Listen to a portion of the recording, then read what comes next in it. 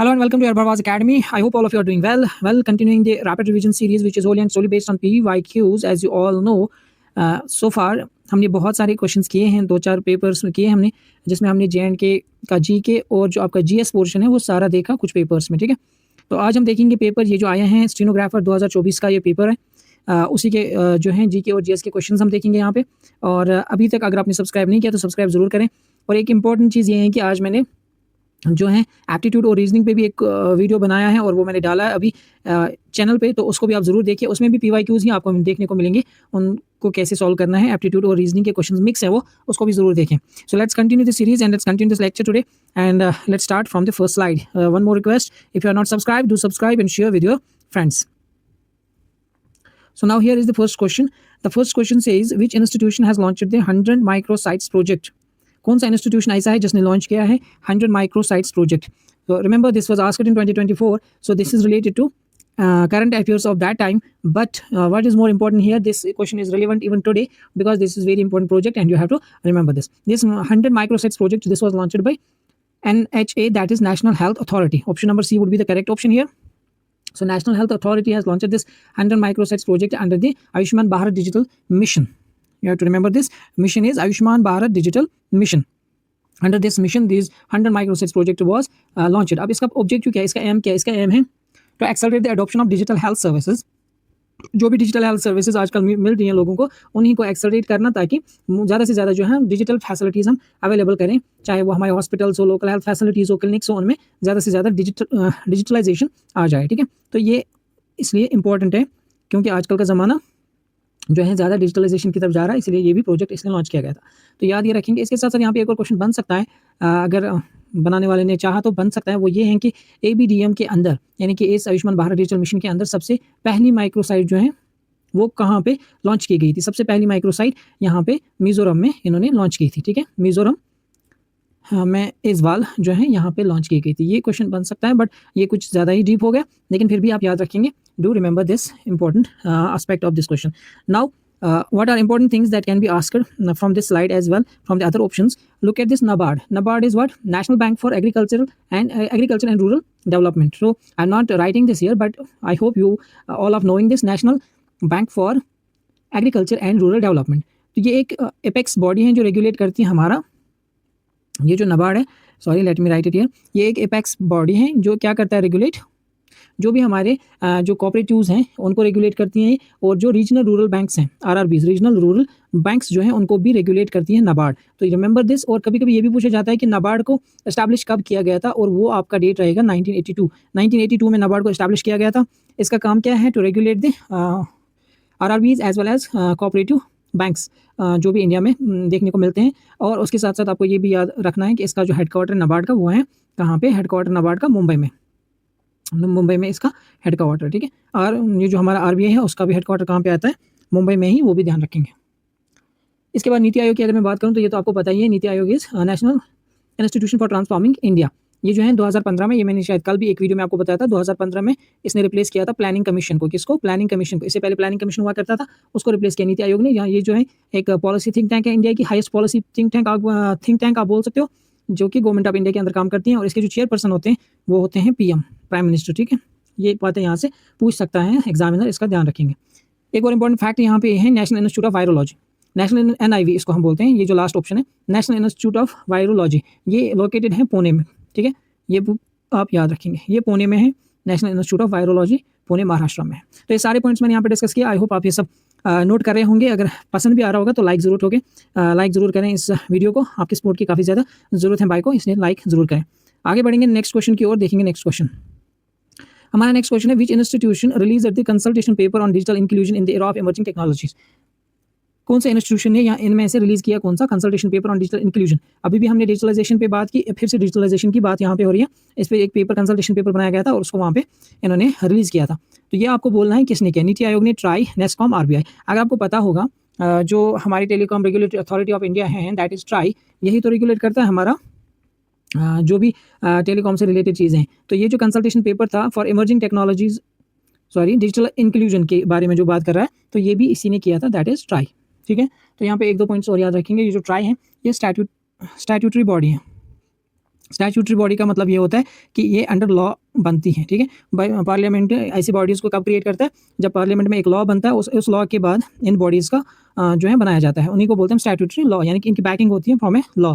इसी तरह से कुछ बॉडीज़ होती हैं जो हमारे कॉन्स्टिट्यूशन में मेंशन्ड है, यानी कॉन्स्टिट्यूशन ने बताया कि ये बॉडीज़ आप रख लीजिए, तो उसमें उनको हम बोलते हैं कॉन्स्टिट्यूशनल बॉडीज़, ठीक है, कॉन्स्टिट्यूशनल बॉडीज़, ठीक। तो ये इंपॉर्टेंट डिस्टिंक्शन आपको याद रहना चाहिए, पता होना चाहिए। इसके बाद एक और चीज़ अगर मैं ट्राई की बात करूँ, तो ये जो ट्राई है ना, ये telecom regulatory authority of India act 1997 में लाया गया था। Telecom regulatory and authority of India act 1997 में लाया गया था। और ये जो ट्राई है, इसका जो हेडक्वार्टर है, ट्राई जो हेडक्वार्टर है वो कहाँ पे, वो है आपका याद रखेंगे न्यू दिल्ली में, ठीक है। तो ये इंपॉर्टेंट पॉइंट्स हैं जो आपको याद रखने हैं।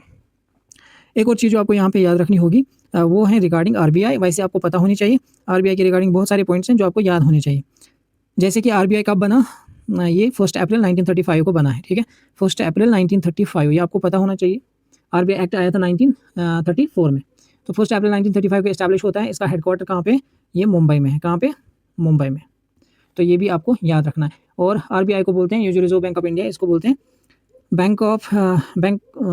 इसको हम इकोनॉमिक्स में बोलते हैं बैंकर टू द बैंक्स, ठीक है। ये जो बैंक्स का बैंकर होता है इसी को कहा जाता है, ठीक है, या लेंडर ऑफ लास्ट रिजॉर्ट भी इसको कहते हैं, ठीक है, लेंडर ऑफ लास्ट रिजॉर्ट। तो ये सारी टर्म्स हम फिर से पढ़ेंगे इकोनॉमिक्स पे जब हम आएंगे, तो उम्मीद है कि इकोनॉमिक्स का भी मैं जो एफए का कोर्स है वो भी ज़रूर करेंगे, तो वो भी इसको कहा जाता है। ये सारी चीज़ें आपको पता होनी चाहिए, इंपॉर्टेंट है। और पूछते हैं लेंडर ऑफ लास्ट रिजॉर्ट किसको कहा जाता है, ठीक है, तो ये इंपॉर्टेंट है, याद रख लेना इसको। नेक्स्ट क्वेश्चन की ओर बढ़ेंगे और नेक्स्ट क्वेश्चन देखेंगे, which country has been selected to host the loss and damage fund board aimed at supporting countries affected by climate change. Climate change जो है एक बहुत हॉट टॉपिक है, इस पर आप हमेशा जो है क्वेश्चन को देख सकते हो कि क्वेश्चन आ सकता है, क्योंकि क्लाइमेट चेंज अभी ट्रेंडिंग में चल रहा है, क्योंकि बहुत ज़्यादा क्लाइमेट चेंज हो भी रहे हैं, ठीक है। तो यहाँ पे आपको क्वेश्चन पूछा गया है कि कौन सी कंट्री जो है सिलेक्ट की गई है to host loss and damage fund board aimed at supporting countries affected by climate change. कौन सी कंट्री सिलेक्ट की गई है to host this loss and damage fund board, जो कि किस लिए क्रिएट किया गया है, ताकि हम उन कंट्रीज़ की हेल्प करें जो इफेक्ट हैं किससे, क्लाइमेट चेंज से। तो ये भी अगर मैं देखूं तो करंट अफेयर से रिलेटेड क्वेश्चन है 2024 में जो पूछा गया है। लेकिन मैं इन क्वेश्चंस को क्यों रख रहा हूँ, क्योंकि इनका जो स्टैटिक पोर्शन है ना वो बहुत इंपॉर्टेंट है, इसलिए मैं इन क्वेश्चंस को यहाँ पे रखता हूँ। लॉस एंड डैमेज फंड की अगर मैं बात करूँगा तो ये क्रिएट किया गया था COP27 में, कॉन्फ्रेंस ऑफ पार्टीज 27 में, और इसको इफेक्ट में लाया गया 28 में, ऑपरेशनल ये हुआ 28 में। तो ये सबसे पहला पॉइंट आप याद रखेंगे। और इसमें कौन सी कंट्री सेलेक्ट की गई थी, फिलीपाइंस, ठीक है, फिलीपाइंस इसमें जो है ये की गई थी select to host this. Now one more thing is, what is the purpose of this. Purpose तो मैंने आपको वैसे बता दिया। दिस फंड, ये जो फंड है, इसका बेसिक पर्पस यही है कि फाइनेंशियल असिस्टेंस हम उन नेशंस को प्रोवाइड करें जो ज़्यादा वल्नरेबल हैं, किसकी वजह से, क्लाइमेट चेंज के इफेक्ट्स जो हैं, rising sea level. Climate change के इफेक्ट्स में क्या आ सकता है, एक आएगा राइजिंग सी लेवल, क्योंकि सी लेवल्स राइज हो रहे हैं, दूसरा आएगा एक्सट्रीम वेदर। तो ये जो चीज़ें हैं जिन कंट्रीज़ में ज़्यादा इनका प्रभाव हो रहा है, उन कंट्रीज़ को एक्चुअली हेल्प करने के लिए ये फंड रेज किया गया है, और इसीलिए ये इंपॉर्टेंट है। अब यहाँ पे और क्या क्या पॉइंट्स हैं जो पूछे जा सकते हैं, आंसर तो मैंने आप लोगों को बताया, ठीक है। और ये पॉइंट्स इंपॉर्टेंट हैं। ये जो लॉस एंड डैमेज फंड है, इसको एडमिनिस्टर करता है वर्ल्ड बैंक। कौन करता है एडमिनिस्टर, वर्ल्ड बैंक। ये जो यहाँ पे फंड इन्होंने कहा ना, लॉस एंड ये वाला फंड, इसको एडमिनिस्टर करता है वर्ल्ड बैंक। सबसे पहला ये इंपॉर्टेंट पॉइंट है जो आपको याद रखना है। दूसरा, फिलीपाइंस के बारे में आपको पता होना चाहिए। फिलीपाइंस की कैपिटल है मनीला, फिलीपाइंस की कैपिटल है मनीला, और मनीला में ही क्या है, एशियन डेवलपमेंट बैंक का जो है हेडक्वार्टर है, ठीक है, ADB, Asian development bank, ADB, Asian development bank का जो हेडक्वार्टर है वो कहाँ पे, इसी मनीला में है। तो ये भी इंपॉर्टेंट है, याद रखेंगे। बढ़ेंगे नेक्स्ट क्वेश्चन की ओर। The highest peak of the Himalayas in India is in, Himalayas का हाईएस्ट पीक इंडिया में कहाँ पे पाया जाता है। तो ये अच्छा क्वेश्चन है जो आपको पता होना चाहिए। इंडिया में सबसे पहले तो पता होना चाहिए आपका हाईएस्ट पीक है कहाँ, हाईएस्ट पीक का नाम क्या है, ठीक है। उसके बाद वो कहाँ है वो भी इंपॉर्टेंट है, यानी कि लोकेशन इंपॉर्टेंट है। आंसर इसका रहेगा सी, दैट इज सिक्किम। इंडिया में जो हाईएस्ट पीक पाया जाता है इंडियन टेरिटरी में, वो सिक्किम में पाया जाता है। उसका नाम है कंचनजुंगा। क्या नाम है, कंचनजुंगा, ठीक है।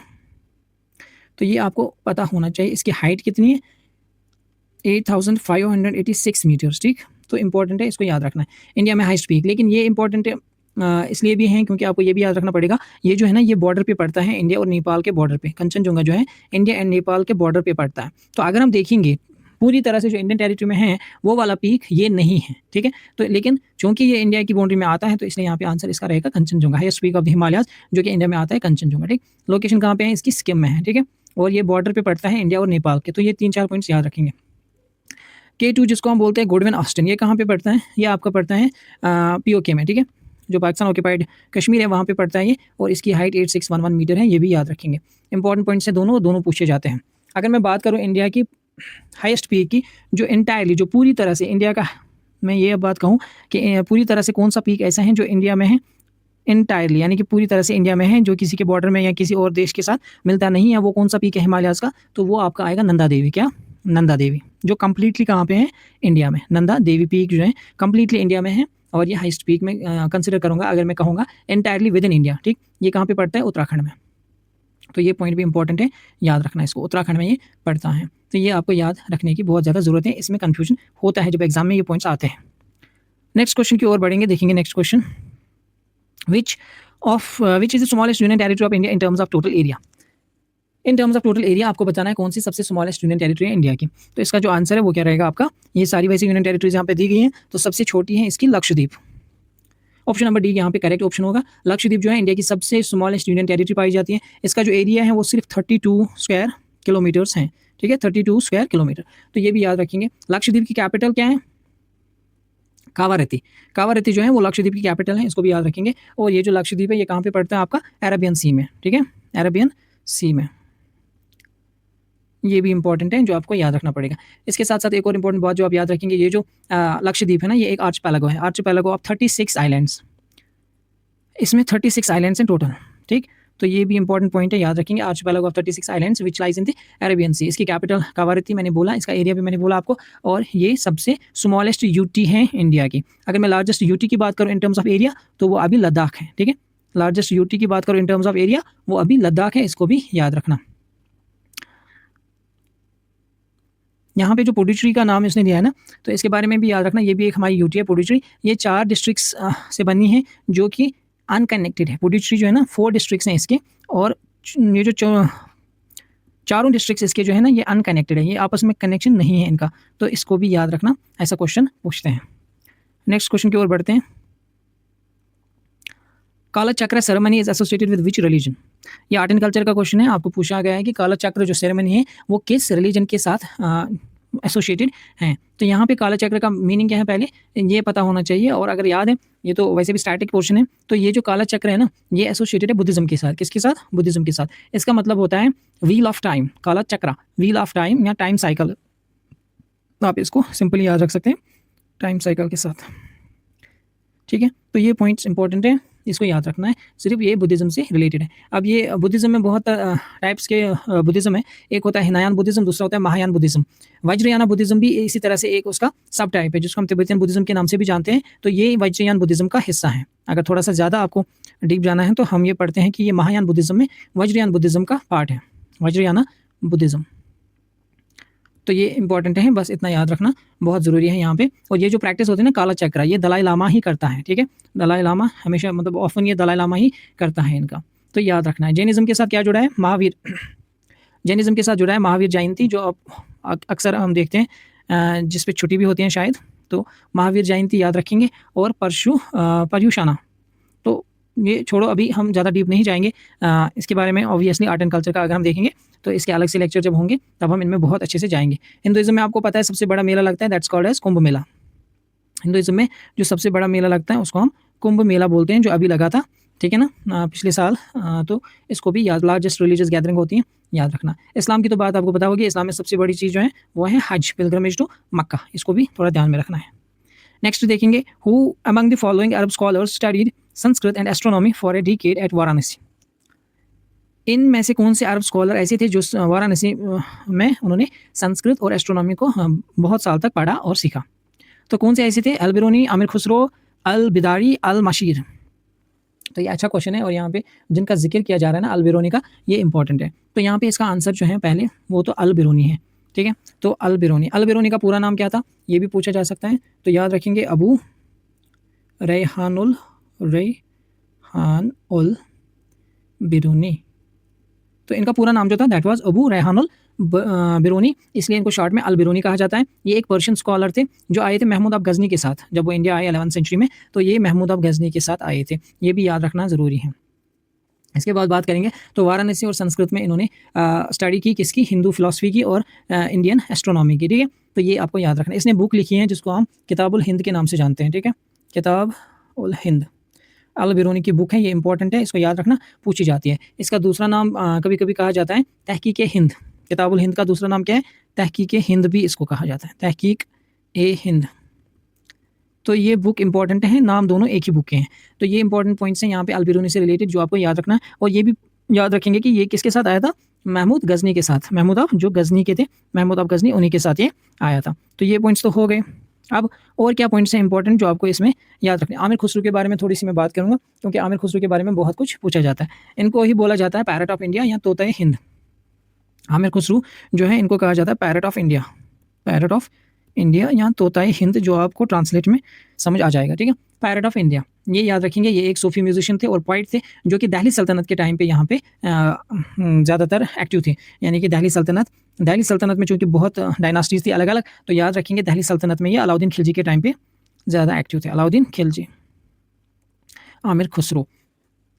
तो ये आपको याद रखना है। और आमिर खुसरो को जोड़ा जाता है किसके साथ, जो आपका सितार और तबला है, सितार एंड तबला, ये कहा जाता है कि इन्होंने ही इनको इन्वेंट किया था, स्टार और तबला को। तो ये चीज़ें इंपॉर्टेंट हैं, इनको खास ख्याल रखेंगे, आप ध्यान में रखेंगे। Let's move to the next question. ये है आपका next question, with which of the following is the comment no vakil no appeal no dalil associated. बहुत ही फेमस कमेंट एक है, नो वकील नो दलील एंड नो अपील। ये बहुत ही इंपॉर्टेंट एक कमेंट किया गया था जब ठीक है, आपको आंसर ही बताना है, तो पहले आंसर बता दीजिए। कौन से एक्ट के दौरान, इंडियन नेशनल मूवमेंट में ऐसा कौन सा एक्ट आया था जिसमें ये कहा गया था कि अब कोई वकील नहीं, कोई दलील नहीं, कोई अपील नहीं। This is associated with Rowlatt act. किसके साथ ये एसोसिएटेड है, राउलेट एक्ट 1919, ठीक है। ये आपको याद रखना है, राउलेट एक्ट 1919 जो आया था उसी से ये एसोसिएटेड है। ये जो स्लोगन है, ये कहा जाता है कि मोतीलाल नेहरू ने ये स्लोगन दिया था कि ये जो एक्ट है इसमें no vakil no appeal no दलील लिखी गई है। तो मोतीलाल नेहरू के साथ इसको याद रखेंगे, मोतीलाल नेहरू, ये इनका कमेंट था इस पे, ठीक है। तो इसको याद रखना है। इसी एक्ट को कहा गया था ब्लैक एक्ट भी, ठीक है, ब्लैक एक्ट भी कहा गया था इसी एक्ट को। और इसी एक्ट के चलते फिर जलियांवाला बाग मैसेकर जो हुआ था वो भी हुआ था, ठीक है। तो वो भी हम पढ़ेंगे हिस्ट्री में, लेकिन फिलहाल चूंकि हम पीवाईक्यू डिस्कस करें तो यहाँ पे मैं ज़्यादा उधर डीप नहीं जाऊँगा। तो ये जो एक्ट था ये एक बहुत ही गंदा एक्ट था इंडियन हिस्ट्री में जब हम इसको पढ़ते हैं। और इस एक्ट के ही मद्देनज़र रखते हुए, इसी एक्ट के मंजर में ये नो वकील नो दलील नो अपील वाला जो स्लोगन लगा था इस एक्ट को लेके लगा था। अब आगे बढ़ते हैं और देखते हैं हम नेक्स्ट क्वेश्चन। लेकिन उससे पहले यहाँ पे साइमन कमीशन जो है ना, इसके बारे में भी कुछ बातें याद रखेंगे। साइमन कमीशन कब आया था, 1928 में आया था, ठीक है। और इसमें 7 ब्रिटिश एमपीज थे जो कि आए थे इंडिया में to review the constitutional reforms, constitutional reforms को रिव्यू करने के लिए। इंडियंस ने उनको बाइकआउट किया। क्यों बाइकआउट किया, क्योंकि इन 7 में कोई भी इंडियन नहीं था, सारे के सारे क्या थे, ब्रिटिश थे। तो इंडियंस ने कहा कि अगर आप कॉन्स्टिट्यूशनल रिफॉर्म्स लाना चाहते हो तो इंडियन का होना जरूरी है, क्योंकि कॉन्स्टिट्यूशन इंडिया के लिए है, रिफॉर्म्स इंडिया के लिए है। तो इसलिए उन्होंने इसको बाइकआउट किया और यहाँ पे साइमन गो बैक के नारे लगे, साइमन गो बैक के नारे लगे। ये आपको याद रखना है, ये बहुत ही इंपॉर्टेंट एक एक्ट था जिसमें साइमन गो बैक के नारे लगे। और इसी के चलते फिर लाला लाजपत राय जो है, जिनको शेर पंजाबी कहा जाता है, लाला लाजपत राय की डेथ भी होती है, ठीक है। तो इसके पीछे बहुत अच्छी, मतलब मैं ये कहूँगा कि बहुत कहानी है जो मैं अभी आपको नहीं बताना चाहता, क्योंकि मैं आपको हिस्ट्री अभी नहीं पढ़ा रहा हूँ पूरी तरह से। जब हम हिस्ट्री के लेक्चर्स लेंगे तो आपको हर एक चीज़ अच्छे से पता चल जाएगी। वर्नाक्युलर प्रेस एक्ट की अगर मैं बात करूँ तो ये जो प्रेस एक्ट आया था, इससे पहले भी हमने ये एक क्वेश्चन में डिस्कस किया है, यह आया था 1878 में, ठीक है, जो कि यहाँ पे डेट लिखी हुई है। तो 1878 में लॉर्ड लिटन के टाइम पे, ठीक है, तब यहाँ पे कौन था, लिटन, लॉर्ड लिटन के टाइम पे आया था ये इसलिए लाया गया था ताकि जो Indian language press, Indian language में जो न्यूज़पेपर्स वगैरह प्रेस जो काम कर रहे थे तो उनको बैन करने के लिए, ठीक है। तो इसको गैगिंग एक्ट के नाम से भी जानते हैं। तो ये इतने पॉइंट्स आई थिंक इंपॉर्टेंट है। अभी यहाँ पे कम्युनल अवार्ड पे मैं नहीं जाऊँगा, ये 1932 में हुआ था, लेकिन ये हम पढ़ेंगे हिस्ट्री में ही, क्योंकि ये फिर लंबा लेक्चर होने वाला है। वैसे भी ये लंबा हो गया, अभी आधा घंटा होने को आ रहा है और अभी तक हमने 8 क्वेश्चन किए हैं।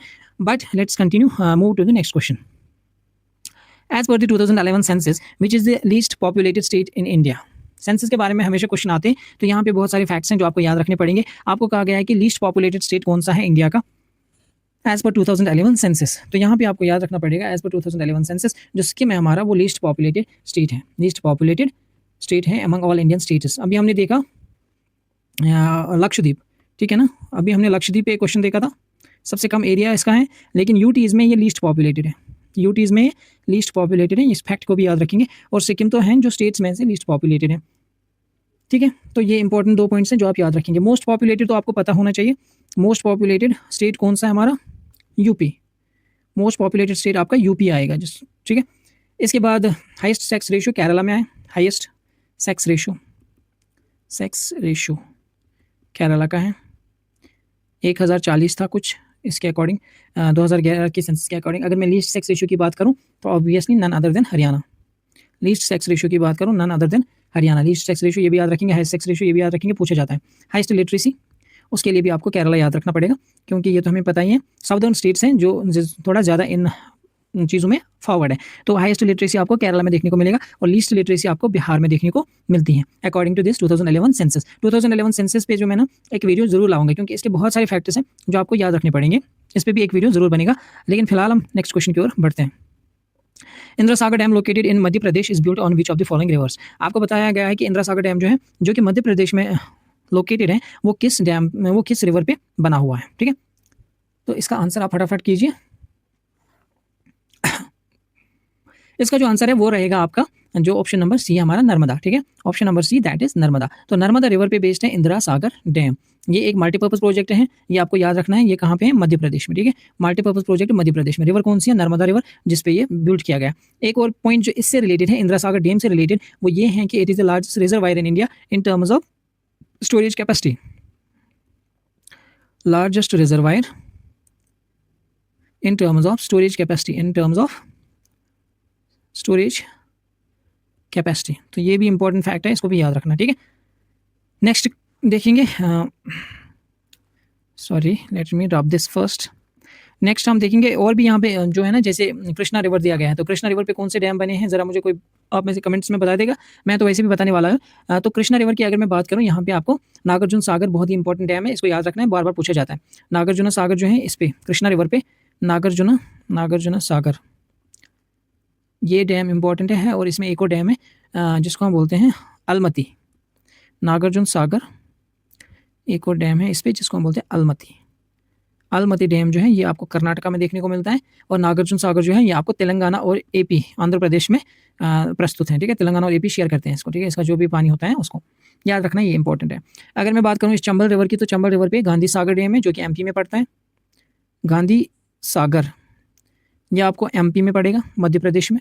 ये एक डैम है इंपॉर्टेंट। और दूसरा है राणा प्रताप सागर और जवाहर सागर, तो दोनों राजस्थान में है। राणा प्रताप सागर एंड एक और है जवाहर सागर, तो ये दो जो हैं ये आपको राजस्थान में देखने को मिलते हैं। लेकिन ये किस रिवर पे है, चंबल रिवर पे। किस रिवर पे, चंबल रिवर पे। इनको याद रखना बहुत इंपॉर्टेंट है। अगर मैं नर्मदा की बात करूं, इस पे एक और डैम है, बहुत ही बड़ा डैम, जिसको हम बोलते हैं सरदार सरोवर डैम। नर्मदा की बात ही करूं, जो कि यहाँ पे आंसर भी है, इस पे एक और डैम है जिसको हम बोलते हैं सरदार सरोवर डैम। सरदार सरोवर डैम, ठीक है। तो इतने सारे डैम्स मैंने आपको बताए, हो सके तो इनको लिख लीजिए एक बार, फिर से इसको रिपीट पे देखना, तब लिख लेना, इंपॉर्टेंट है। नेक्स्ट क्वेश्चन देखेंगे, विच of the following is the largest fresh water lake in India. ये सबको पता है, largest fresh water lake in India, काफी बार ये क्वेश्चन पूछा जा चुका है, तो मैं ज़्यादा डीप में इसमें नहीं जाऊंगा। Largest fresh water lake in India जो है वो आपका वलोर लेक है, ठीक है। वलोर लेक को, ठीक है, वलोर लेक लोकेटेड है बांडीपोरा डिस्ट्रिक्ट में। ये पॉइंट भी आपको मैंने पहले भी बताया है, तो आज भी लिख लीजिए एक मरतबा, बांडीपोरा डिस्ट्रिक्ट में लोकेटेड है। और ये जो बांडीपोरा डिस्ट्रिक्ट है, इसको क्या कहा जाता है, इसको कहा जाता है port of valour. Port of valour. ये जो वलोर है एक रामसर साइड भी है, ये भी याद रखेंगे। ये जो वलोर है ये टेक्टोनिक ओरिजिन का है, क्या है, टेक्टोनिक ओरिजिन, ठीक है। इसका ओरिजिन जो है that is tectonic in nature. और इसके साथ साथ जो है इस वॉलर को फीड कौन करता है, झेलम रिवर, ठीक है, झेलम रिवर। और झेलम रिवर का जो ओरिजिन है वो कहाँ से होता है, वेरीनाग से। तो ये सारे पॉइंट्स आपको पता होनी चाहिए, क्योंकि आज तक हमने बहुत बार इनको पढ़ा है, ठीक है। सिग्निफिकेंस इसकी ये है कि सबसे फ्रेश वाटर लेक है। एक और पॉइंट यहाँ पे पूछा जाता है कभी कभी, largest fresh water lake in north east India. ये ओवरऑल इंडिया में है। अगर नॉर्थ ईस्ट इंडिया की बात हो और पूछे largest fresh water lake in north east India, तब आपको याद रखना है लोकटक लेक, ठीक है। लोकटक लेक जो है ये सबसे ज़्यादा fresh water lake north east में कंसिडर किया जाता है, इसको याद रखेंगे। अगर मैं चिलिका लेक की बात करूं, तो चिलिका लेक जो है ये लार्जेस्ट ब्रैकिश वाटर, जिसमें जो है साल्टी वाटर देखने को मिलता है, उसको ब्रैकिश बोलते हैं। तो लार्जेस्ट ब्रैकिश वाटर लगून है ये, जो कि उड़ीसा में पाया जाता है। चिलिका लेक पहले तो पता होना चाहिए कहाँ पे है, उड़ीसा में। और ये लार्जेस्ट ब्रैकिश वाटर लगून है इंडिया का। और ये फर्स्ट इंडियन वेटलैंड है, जो कि रामसर साइट में अंडर रामसर कन्वेंशन, यानी कि ये भी रामसर साइट है, पहली रामसर साइट इंडिया की यही थी। बात करूँ मैं पुलिकट लेक की, तो पुलिकट लेक जो है ये आपका पड़ता है आंध्र प्रदेश और तमिलनाडु के बॉर्डर पे। पुलिकट लेक जो है ना ये आंध्र प्रदेश एंड तमिलनाडु का जो बॉर्डर है वहाँ पे पड़ता है। यहाँ पे याद रखना है इसको कि ये जो है second largest brackish water lagoon है पुलिकट लेक। वेम्बनाड, वेम्बनाड की अगर मैं बात करूँ तो ये आपका पड़ता है केरला में। केरला में 2-4 लेक्स हैं जो इंपॉर्टेंट हैं, जो आपको याद रखने हैं। एक तो है Vembanad.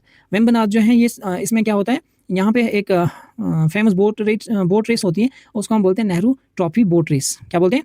Nehru trophy boat race. वो इसी लेक में होती है, वेम्बनाड। एक और है वहाँ पे सस्तम कोटा, वो भी इंपॉर्टेंट है याद रखने के लिए, वो भी आप याद रखेंगे, पूछा जाता है कि सस्तम कोटा कहाँ पे है। ठीक है, तो ये सारे लेक्स इंपॉर्टेंट है, इन पे खासकर ध्यान देंगे। A natural phenomena wherein a dark funnel shaped cloud reaches the ground from sky. Dark shaped cloud पूछा गया है ना, dark shaped cloud reaches the ground. ठीक है, क्लाउड की बात हो रही है, reaches the ground from the sky. तो टॉर्नेडो, साइक्लोन, सुनामी, अर्थक्वेक। पहले मैं आपको एक बात बताऊं, अर्थक्वेक में तो ऐसा कुछ नहीं होता है, और सुनामी में भी ऐसा कुछ नहीं होता है कि डार्क शेपर्ड कोई क्लाउड आए। क्लाउड आपके बनते हैं और साइक्लोन के टाइम पे या टॉर्नेडो के टाइम पे। ठीक है, अब यहाँ पे 2 ऑप्शन ऐसे हैं जिनमें आप कंफ्यूज हो सकते हो, लेकिन यहाँ पे याद रखना है कि टॉर्नेडो इसका राइट आंसर रहेगा। ठीक है, टॉर्नेडो इसका राइट आंसर रहेगा। अगर हम साइक्लोन की बात करेंगे ना, तो साइक्लोन क्या होता है, एक लार्ज स्केल एयर मास जहाँ पे रोटेट करने लगता है, और सेंटर जो है होता है उसका लो प्रेशर सेंटर एरिया होता है, और उसके अराउंड वो घूमने लगता है, तो एक साइक्लोन क्रिएट करता है। लेकिन टॉर्नेडो का कुछ अलग ही, ये काफ़ी ज़्यादा वायलेंटली रोटेटिंग स्टॉर्म होती है, violently rotating column of air जो कि थंडरस्टॉर्म लाता है, और टिपिकली अपीयर्स विजिबल जब हम कब विजिबल हो गए, कंडेंसेशन फनल जो इसकी होती है, ये फनल शेप है। ठीक, तो ये याद रखना है इसमें। ये प्रॉपर ज्योग्राफी का क्वेश्चन है, तो यहाँ पे 2 ऑप्शंस आराम से आप एलिमिनेट कर सकते थे। इन दोनों में आप कंफ्यूज हो सकते हो कि दोनों में आपको क्लाउड्स देखने को मिलते हैं, चाहे वो साइक्लोन हो चाहे वो टॉर्नेडो हो। लेकिन जो यहाँ पे पूछा गया था, funnel shaped cloud reaching the ground from sky, तो ये इंपॉर्टेंट है, तो इसको ध्यान में रखते हुए इसका ऑप्शन जो है A, that is correct. Next question देखेंगे, India's forest sponge iron plant is at. अब ये भी करंट अफेयर से ही लिया गया था ये क्वेश्चन, हालांकि बहुत पुराना है, ये काफ़ी पहले इस्टेब्लिश हुआ है, लेकिन मैं यही बोल सकता हूँ कि कुछ ना कुछ करंट अफेयर्स में हुआ होगा 2024 में, क्योंकि ये 2024 की हम बात करें, पेपर देख रहे हैं, या 2023 में, तब जाके ये क्वेश्चन बन सकता था। ठीक है, स्टैटिक पोर्शन भी इसमें इंपॉर्टेंट है, याद रखना। इसका आंसर है Kothagudem. India's forest sponge iron plant जो है वो कहाँ पे है, कोथागुडाम में है, और ये कोथागुडाम जो है तेलंगाना का एरिया आता है। ठीक है, ये तेलंगाना में आता है कोथागुडाम, याद रखना है, तेलंगाना। तो ये इंपॉर्टेंट है, इसको याद रख लेना। ठीक, तो ये क्या है, ये फॉरेस्ट स्पॉन्ज जो ये आयरन, इसमें आपको याद रखना है इसकी जो कंपनी है, that SIIL, that is sponge iron India limited. ये जो है इस्टेब्लिश की गई, इसी ने इस्टेब्लिश किया फर्स्ट स्पॉन्ज आयरन प्लांट। ठीक है, ये जो कंपनी है इसने इस्टेब्लिश किया है, इसकी लोकेशन आपको पता चल गई, तेलंगाना में कोथागुडाम, और ये इस्टेब्लिश हुआ था with UN assistance in 1980।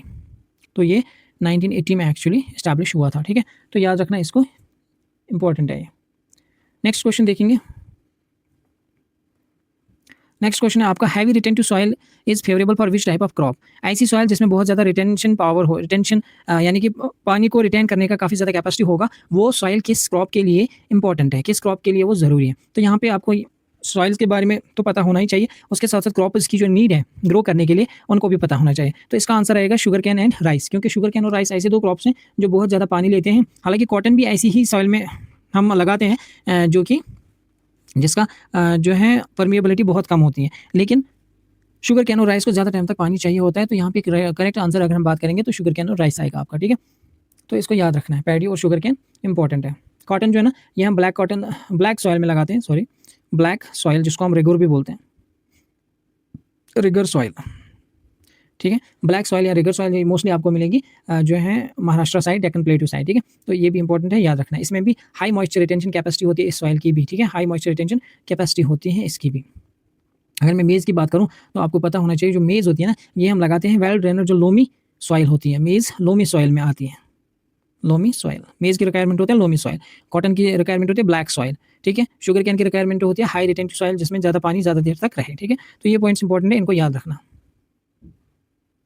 Which is the busiest sea route in the world. Busiest sea route दुनिया का पता है ना, पता नहीं है तो याद रख लो, busiest sea route in the world जो है वो नॉर्थ अटलांटिक वाला सी रूट है। ठीक है, नॉर्थ अटलांटिक ओशन का जो सी रूट है ना, वो वाला सी रूट सबसे बिजिएस्ट है। ठीक है, द नॉर्थ अटलांटिक रूट जो कि लिंक करता है most developed regions of the world, जिसमें आपका नॉर्थ ईस्टर्न USA और वेस्टर्न यूरोप आता है, वेस्टर्न यूरोप।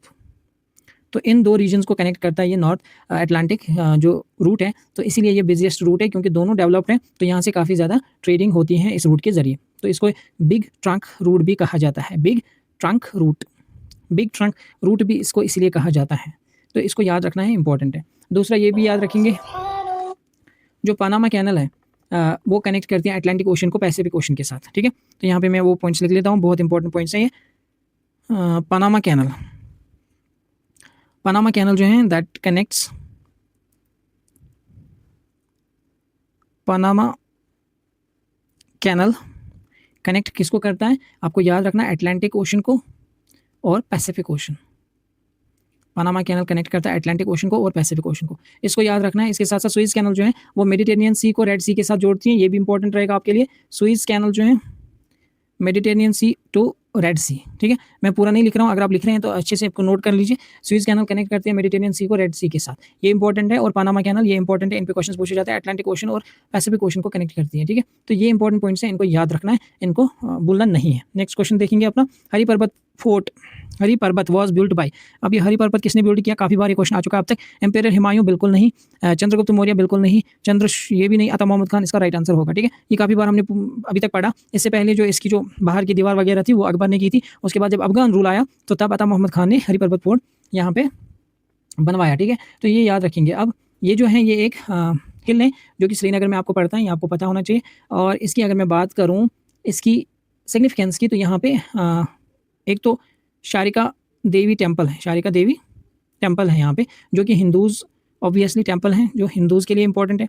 इसी तरह से मकदम साहब श्राइन है यहाँ पे जो मुस्लिम्स के लिए इंपॉर्टेंट है। और छठी पातशाही गुरुद्वारा भी यहाँ पे जो सिक्स के लिए इंपॉर्टेंट है, छठी पातशाही गुरुद्वारा, ठीक है, ये भी इंपॉर्टेंट है जो कि सिक्स के लिए इंपॉर्टेंट है। इसको ध्यान में रखना है, बहुत इंपॉर्टेंट सिग्निफिकेंट यहाँ पे प्लेसेस लोकेटेड है, इनको ध्यान में रखेंगे क्योंकि इनमें से कोई भी क्वेश्चन आपसे पूछा जा सकता है। Today's lecture, if you are not subscribe, do subscribe to this channel and obviously we are going to go with the reasoning and aptitude from today as I already told you. मैंने एक video उसका आज upload किया, उसको जरूर देखिए and do subscribe and share. Thank you for watching, thank you.